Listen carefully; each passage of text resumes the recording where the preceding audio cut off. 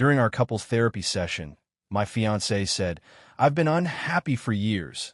I'm only here because my parents paid for the wedding already."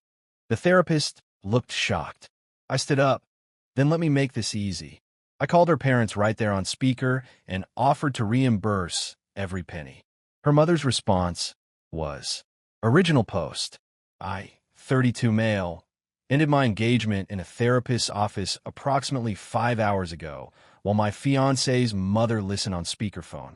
My hands haven't stopped shaking since, but I need to get this down while it's fresh." Some context. I've been with my fiancé for 4 years, engaged for 14 months.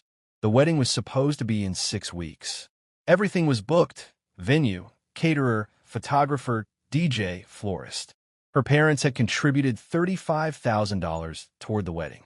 My parents kicked in $15,000. I'd personally put another $12,000 toward various expenses.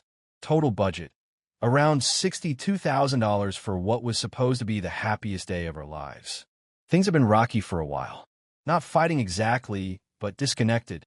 She seemed distant, irritable, uninterested in wedding planning despite it being her idea to have a big celebration. I suggested couples therapy about 2 months ago, thinking it would help us communicate better before the big day. She resisted at first, but eventually agreed. Today was our 4th session. The therapist had been working with us on expressing needs and understanding each other's perspectives.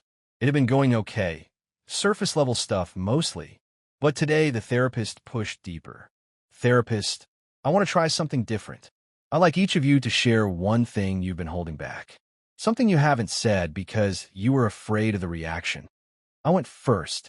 Said I was worried she didn't seem excited about the wedding anymore, and I wanted to understand why. Then it was her turn. She sat there for a long moment. Wouldn't look at me. The therapist waited.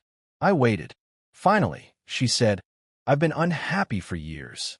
I'm only here in this relationship, in this therapy, going through with this wedding because my parents already paid for everything. I can't back out now and waste their money." The therapist's face. I wish I could describe it. This woman who'd been professionally neutral for 4 sessions looked like someone had slapped her. Me. "I'm sorry, what?" Her. "You asked for honesty. That's the truth. I've known for at least 2 years that this wasn't right. But by the time I was sure, we were already engaged, deposits were down, my parents had written checks. I couldn't just throw that away." Me. "So you've been lying to me for 2 years? Pretending to want this?" Her. "I wasn't pretending. I was trying. I thought maybe I'd feel different eventually. That the wedding would fix things." Me. "The wedding would fix you not loving me?" Her. "I never said I don't love you." Me. "You said you've been unhappy for years. That you're only here because of money. That's not love. That's hostage-taking." The therapist tried to intervene, saying something about staying calm and processing feelings. But I wasn't interested in processing. I was interested in clarity. Me. "So if the money wasn't a factor, you'd leave? Right now? Today?" She didn't answer. Which was an answer. I stood up, pulled out my phone. Her. "What are you doing?" Me. "Making this easy for you." I called her mother. Put on speaker. The therapist looked like she wanted to stop me, but didn't. Her mom answered on the 3rd ring. Her mom. "Hello? Is everything okay?" Me. "Hi. I'm here with your daughter at our therapy session. She just told me she's only going through with our wedding because you and her father paid for it. So I'm calling to let you know that I will personally reimburse you every dollar you've spent. Every deposit, every payment, everything. The wedding is off." Silence on the line. My fiancée was staring at me with her mouth open. Her mom. She said what? Me. She said she's been unhappy for years, and the only reason she didn't leave was because of the money you invested. So I'm removing that obstacle. Name an amount, and I'll pay it. Her mom. That's $35,000. Me. I'm aware. I'll write you a check this week. Your daughter is now free to make whatever choice she actually wants to make, without financial guilt. Her mom's response was not what I expected. Her mom. You're telling me my daughter has been lying to everyone, to you, to us, to her own family, for 2 years about wanting this wedding? My fiancé jumped in. Mom, that's not what I... Her mom. Be quiet. I'm talking to him. Then, to me, young man, I appreciate your offer, but you shouldn't have to pay for my daughter's dishonesty. If she's been wasting everyone's time and money because she couldn't have an adult conversation, that's on her, not on you. My fiancée, mom, her mom. We will discuss this later. Right now, I need you to understand that I'm furious. We have relatives flying in from 3 states. Your father took out money from savings for this. I've been planning this wedding for over a year, and you're telling me you've known since before you were engaged that you didn't want this. My fiancée started crying. The therapist was watching this unfold like someone witnessing a car accident in slow motion. Her mom, I need to call your father. This conversation isn't over. She hung up. I looked at my fiancée. She was sobbing now, mascara running, the whole picture of devastation. Part of me, the part that had loved her for 4 years, wanted to comfort her. But a bigger part of me recognized that she'd been performing a relationship while I'd been living one. Me, I meant what I said. I'll reimburse your parents. They shouldn't lose money because you couldn't be honest. Her, you're really ending this? In a therapy session? Over one thing I said. Me, no. I'm ending this because you've been pretending to want a life with me for years. The therapy session is just where I found out. Her, I said I was trying. That's not the same as pretending. Me, you just told me the only reason you're still here is because of your parents' investment. That means if they hadn't paid, you would have left. That means every I love you for the past 2 years was contingent on $35,000. I'm worth more than that, or at least I should be. I left. The therapist said something about scheduling a follow-up, but I wasn't listening. I got in my car, drove to a parking lot somewhere, and sat there for an hour, just existing. That was 5 hours ago. My phone has been blowing up. Her calling. Her sister calling. My parents calling. I texted them a brief summary. I haven't answered any of it. I'll update when I figure out what comes next. Right now, I just need to sit with the fact that my entire future just evaporated because my fiancé finally told the truth. Update 1, 3 days later. I've had some time to process, and a lot has happened since the therapy session. I need to document this because the situation has evolved in ways I genuinely didn't expect. First, thank you for all the support on my original post. Some people thought I was too impulsive, that I should have continued the session and talked it through. Maybe, but here's my perspective. She had 2 years to talk it through. She chose not to. The therapy session wasn't a beginning. It was an ending that had been delayed too long. Now for what happened after. The night of the session, I finally answered my parents' call, told them everything. My mom cried. My dad said better now than after the wedding, which, yeah, true. They offered to help with whatever I needed. I also got a text from her father. Just, can we talk tomorrow? Man to man. I agreed to meet him at a coffee shop the next morning. Her dad showed up looking 10 years older than the last time I'd seen him. He sat down, ordered nothing, and got straight to it. Her dad. My wife told me what happened. I want you to know that I'm not here to ask you to reconsider. Me? Okay. Her dad. I'm here because I raised my daughter to be better than this. What she did, stringing you along because she didn't want to waste our money, that's not the person I thought she was. And I owe you an apology on behalf of my family. Me? Sir, you don't owe me. Her dad. Yes, I do. Because here's the thing. We didn't just pay for a wedding. We paid for what we thought was a future for our daughter. A good man who loved her. A stable life. If she's been lying to you, she's been lying to us too. And that's not your fault. I didn't know what to say. This wasn't the conversation I'd expected. Her dad. About the money. I appreciate your offer to reimburse us, but we're not taking it. Me. I meant what I said. Her dad. I know you did. And that's exactly why we're not taking it. You're a good man. You shouldn't have to pay $35,000 because my daughter couldn't be honest. We'll eat the loss. Consider it the cost of learning who she really is. Me. I don't know what to say. Her dad. You don't have to say anything. Just take care of yourself. And for what it's worth, I'm sorry things turned out this way. He left without ordering anything. Just came, said his piece, and went. That conversation gave me some peace. Her dad's response. Taking responsibility for his daughter's choices, refusing to let me carry the financial burden, was more grace than I expected from anyone in this situation. But then came her response. That afternoon, my fiancé showed up at my apartment. I shouldn't have opened the door, but old habits die hard. Her, We need to talk. Me, I think we've talked enough. Her, you humiliated me. In front of the therapist. On the phone with my mother. You made me look like the villain. Me, you told me you've been unhappy for years and only stayed because of money. How exactly am I supposed to spin that? Her, I was being vulnerable. That's what therapy is for. You don't take someone's vulnerable moment and use it to blow up their life. Me, your vulnerable moment was admitting you've been lying to me for our entire engagement. That's not vulnerability. That's a confession. Her, I didn't say I was lying. Me, you said you've known for 2 years this wasn't right. 2 years ago, you said yes when I proposed. You let me plan a future with you. You let your parents spend $35,000. You let my parents spend $15,000. You let me spend $12,000. All while knowing you didn't want this. That's not just lying, it's fraud. Her, this is so typical of you. Making everything about money. Me, you're the one who said the money was why you stayed. I'm just responding to your reasons. She didn't have a good answer for that. Instead, she shifted tactics. Her, what am I supposed to tell people? Everyone knows we're getting married. I have 3 bridal showers scheduled. My friends bought dresses. Me, tell them the truth. Or don't. That's your problem now, not mine. Her, you're being cruel. Me, I'm being honest. Something you apparently struggled with for years. She left crying. I felt like garbage, but I also knew I'd done nothing wrong. The next 2 days were chaos. Calls from her sister saying I was overreacting.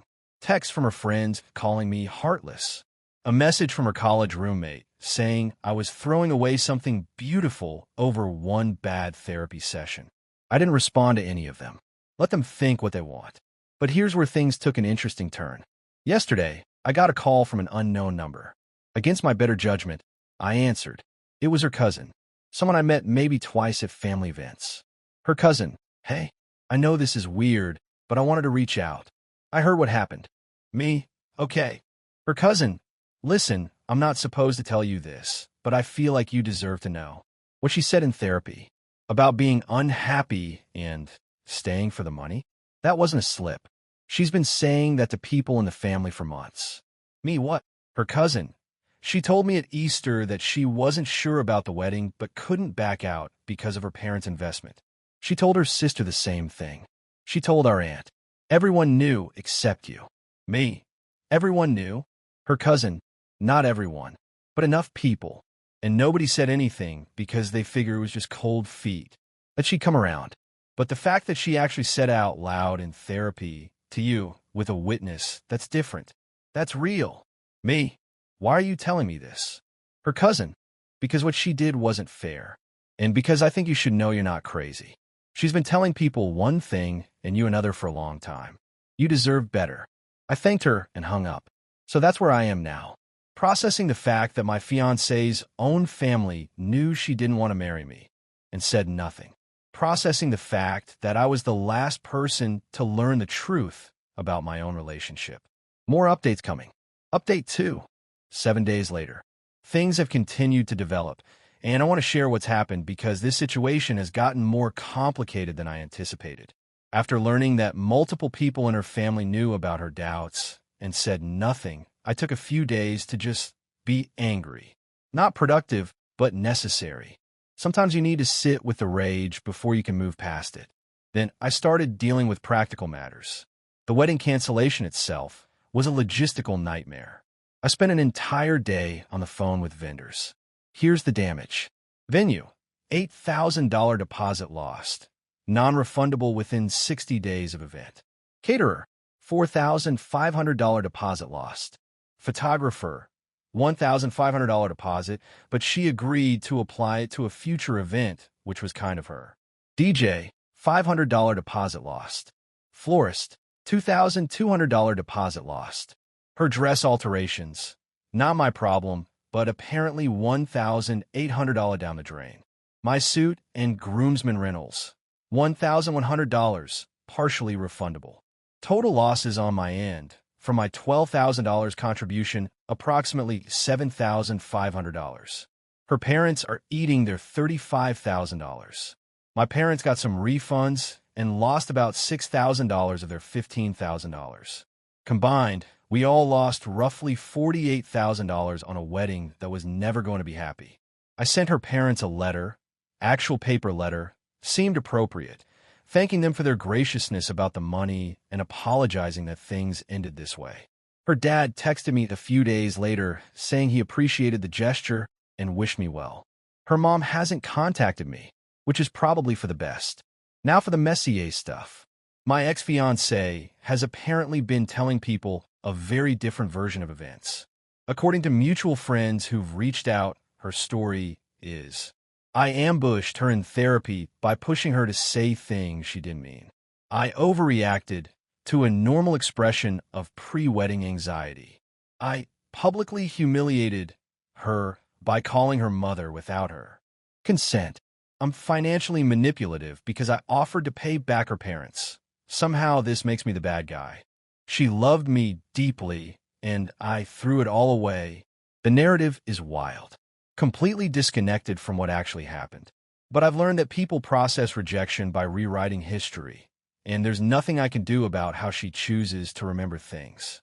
What I can do is tell the truth to people who ask directly. Several friends have reached out wanting my side. I've told them exactly what happened. She admitted in therapy she'd been unhappy for years and only stayed because of money. That's not ambush. That's not overreaction.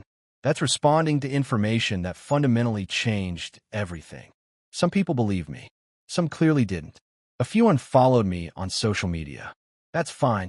The pruning of my social circle is probably overdue anyway. The interesting development came yesterday. I got a call from the therapist's office. The therapist herself wanted to speak with me. We had a brief conversation. She couldn't share anything confidential, obviously, but she wanted to check in on how I was doing and offer some resources for processing the end of a significant relationship. At the end of the call, she said something that stuck with me. Therapist, I've been doing this work for 15 years. What happened in that session was unusual. It's rare for someone to be that honest in a way that ends things so decisively. Most people hedge. They protect themselves. She didn't, and you responded accordingly. I'm not saying either of you is right or wrong. That's not my place. But I will say that you deserve to be with someone who wants to be with you, not someone who's staying because of sunk costs. That meant more than she probably knew. One more thing happened that I want to mention. My ex reached out one more time. Not in person this time, a long email. I'll summarize the key points. She acknowledged that she could have handled things better and should have been honest sooner. She said she did love me, but had been confused about what she wanted. She blamed pressure from her parents and expectations for why she didn't speak up. She asked if there was any chance we could talk this through and maybe find a way forward. The email ended with, I know I hurt you, but 4 years is a long time to throw away. Please think about it. I thought about it. For about an hour, I genuinely considered what a way forward would look like. Then I remembered sitting in that therapy session, hearing her say the only reason there was money. I remembered the cousin telling me the family knew. I remembered 2 years of feeling like something was off, but trusting her when she said everything was fine. I wrote back one line. I wish you well, but there's no way forward. Please don't contact me again. She hasn't responded. I hope she doesn't. Final update coming once all the practical matters are settled. Update 3. Final, 11 days later. This is my last update. The dust has settled. The cancellations are complete, and I'm ready to close this chapter. First, the practical wrap-up. All vendor contracts have been dealt with. The final tally of losses. My personal contribution was $12,000, and I recovered about $4,500 through refunds and credits, so I'm out $7,500. My parents lost about $6,000 of their $15,000. Her parents lost the full $35,000 since most of it went to non-refundable deposits and the venue.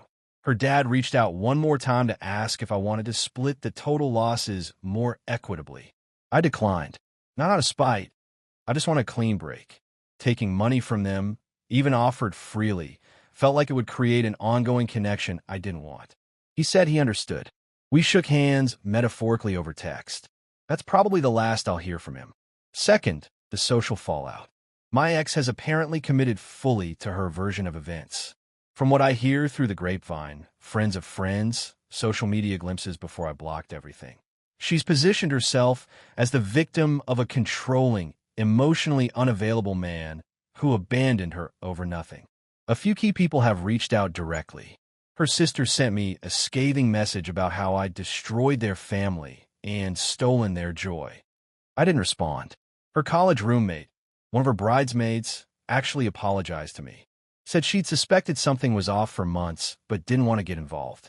I thank her for reaching out, but made clear I wasn't interested in maintaining any connection to my ex's world. Most of our mutual friends have quietly picked sides. The split is roughly 60-40 in my favor, based on who's still responding to my texts. That's better than I expected, honestly. Third, the unexpected development. About a week after my last update, I got a message from someone I didn't expect, my ex's brother. We'd always gotten along reasonably well, but he'd stayed silent through this whole mess. Her brother, "Hey, I heard what happened. Sorry I didn't reach out sooner. Things have been crazy on this end." Me, I can imagine. Her brother, "Look, I'm not going to defend what she did. Between us, I think she messed up badly and handled it worse. But I also know my sister, and she's not a monster. She's someone who got scared and made terrible choices because she couldn't face disappointing people. Me, I appreciate that. But her fear of disappointing people cost me 2 years of my life and almost $8,000. Not to mention your parents' money. At some point, the reasons stop matching and the consequences are just consequences." Her brother, "I know. I guess I just want to say, don't let this turn you bitter. You're a good guy. What she did wasn't about you." Me, "What was it about then?" Her brother, her inability to be honest. Her fear of confrontation. Her tendency to let things build until they explode. This is a pattern with her, if I'm being real. You're not the first person she strung along because she couldn't have a hard conversation. That hit differently than I expected. It didn't make me feel better exactly, but it did help me understand that this wasn't personal. I wasn't uniquely unworthy of honesty. She just doesn't do honesty. Probably never will. Me, thanks for telling me that. Her brother, "Yeah, take care of yourself." Fourth, my own processing. I started seeing a therapist. A different one. Going back to the couple's therapy office felt too weird. The new therapist is helping me work through not just the breakup, but the betrayal aspect of it. She made an observation in our second session that stuck with me. You're grieving 2 losses. The relationship you thought you had and the future you were building toward. Both are real losses, even though neither was what you believed. That's exactly right. I'm not just sad that it's over. I'm sad that it was never what I thought it was. Some final thoughts. 1. Trust your gut. I felt something was off for months, maybe years. The distance, the lack of enthusiasm, the way she'd deflect when I try to talk about our future. I explained it all away as stress, as pre-wedding jitters, as normal relationship fluctuation. It wasn't. When something feels wrong, it usually is. 2. Therapy is only useful if people are honest. We went to 4 sessions. In 3 of them, she performed being a committed partner. It took the therapist specifically asking for something you've been holding back to crack the facade. If she'd been honest from session 1, we might have ended things more gracefully. But she couldn't be honest until she was specifically invited to. And even then, I think it surprised her that the words came out. 3. Money isn't worth your happiness. She stayed because of $35,000. That's a lot, but it's also not. It's a car. It's a year of rent in some places. It's significant but recoverable. What's not recoverable is years of your life spent with someone who doesn't want to be there. She made a bad trade. 4. Other people's opinions don't define your reality. She's out there telling everyone I'm the villain. Some people believe her, but I was in that room. I heard what she said. I know what happened. The truth doesn't need everyone to believe it to still be true. 5. Endings can be beginnings. This is cliché, but it's cliché because it's true. 3 weeks ago, I was 6 weeks from a wedding that would have been a mistake. Now I'm single, lighter, and free to find someone who actually wants to build a life with me. That's not nothing. My apartment is quiet now. Her stuff is gone. She sent her sister to pick it up while I was at work, which was fine. Easier that way. The spaces where her things used to be are empty, but empty isn't always bad. Sometimes empty is just room for something new. I still have the ring. Haven't figured out what to do with it. Sell it, probably. It's worth about $6,000. Would recover most of my losses. Seems fitting somehow. Turn the symbol of what wasn't into practical value for what comes next. The wedding date is in 4 weeks. I took the day off work anyway.